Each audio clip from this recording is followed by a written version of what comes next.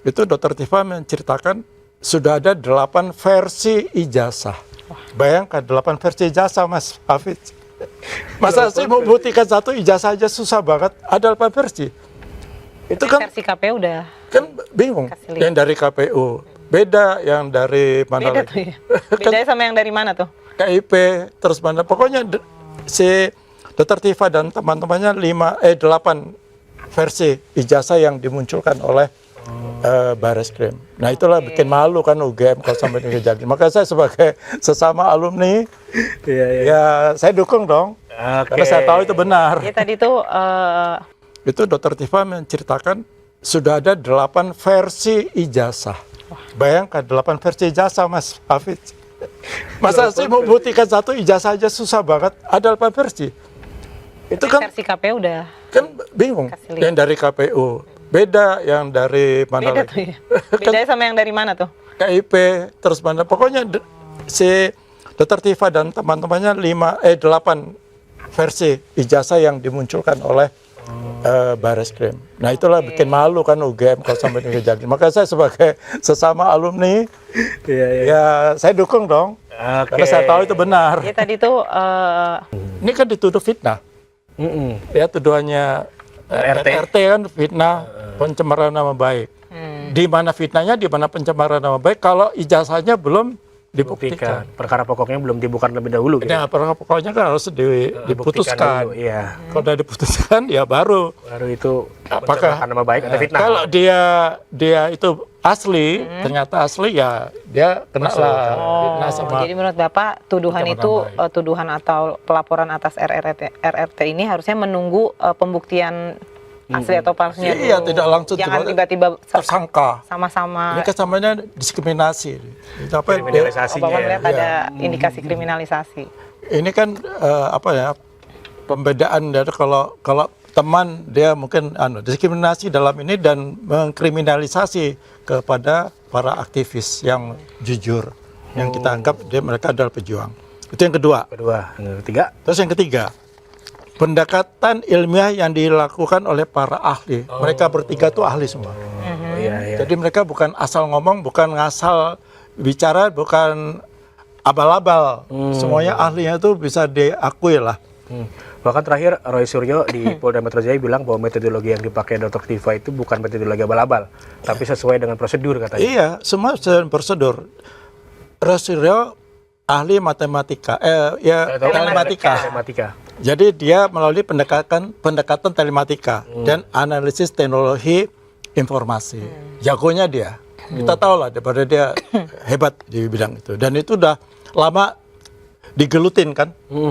Dia sebagai ahli 20-an tahun dia. 20 tahun. Betul.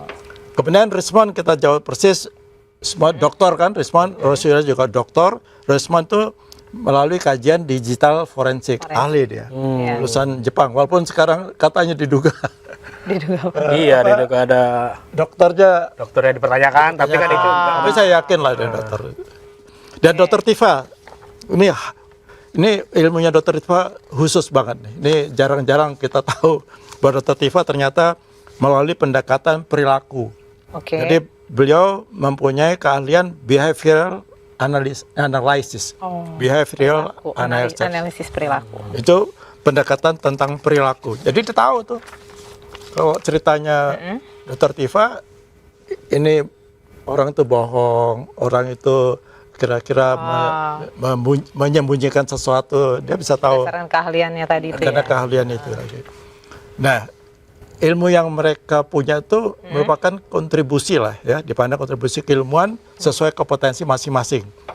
Jadi ini bukan sekedar opini, melainkan bentuk partisipasi akademik dalam mencari kejelasan. Jadi dalam membuktikan ini bukan ngasal ngomong, bukan asalnya karena feeling, enggak, tapi dengan ilmu, saintifik. Jadi benar-benar dengan ilmu. Terus kemudian yang 4, penyelesaian melalui metode kalian bukan agitasi politik. Jadi jangan salahkan kalau mereka menggunakan metode kalian untuk membuktikan sesuatu yang diduga, dicurigai, itu yang patut diteliti.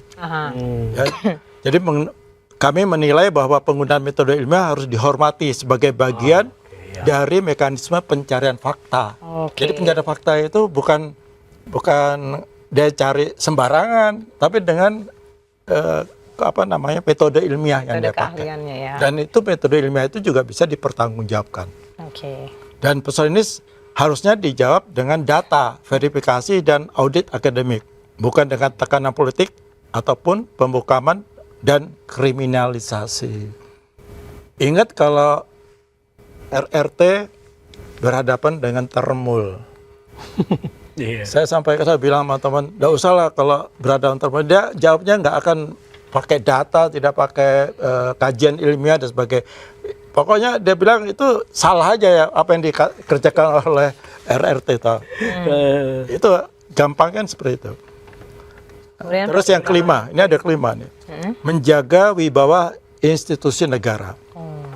Justru dengan adanya klarifikasi yang terbuka dan objektif, kepercayaan publik terhadap lembaga dapat dipulihkan, terutama pada polisi. Ingat, Barreskrim, ada yang kita anggap itu sesuatu hal yang sulit untuk dibuktikan ya. Dan hanya sekejap, misal pembunuhan aja, hanya saksi 2 orang dalam 1 kali 24 jam Bisa langsung terbukti. sudah terbukti, ketemu pembunuhnya. Pembunuhnya. Ini Atau sampai teroris yang kita nggak tahu, tiba-tiba dia bisa nangkap teroris. Nah ini kasus ini saksi sampai berapa? 130. 130 saksi masih belum bisa membuktikan itu asli Pak, palsu. karena menyangkut Kan tanda tanya. Kenapa? Karena mungkin ini menyangkut orang yang masih bisa mengatur institusi negara tersebut, polisi. Itulah karena itu di dalam tuntutan kami, ya. polisi itu perlu direformasi. Ada Dalam tuntutan hal- kami yang 7, kan kami ada tuntutan 8 tuntutan pada tanggal 17 April 2025. Presiden baru langsung ya. Nah, nomor 7 itu kami nyatakan supaya polisi dikembalikan pada fungsi Kaptimas. Pokoknya reformasi polisi harus setuntas-tuntasnya. Minta direformasi karena penanganan kasus ini. Ini salah satu. Salah satunya itu ya. Salah satunya Salah satu. dianggap kenapa tuh Iya, tebang penanganannya? pilih nih. Oh, dianggap tebang pilih. Iya, ini kan tebang pilih. Yang jelas itu tidak ada kaitannya dengan harus jadi tersangka karena bukan bukti dari kasus yang sebetulnya, kasus yang pokok. Tapi ini kan dicari-cari supaya jadi tersangka. Oke. Kan terbaca, sangat terbaca sekali. Itu yang nomor 5.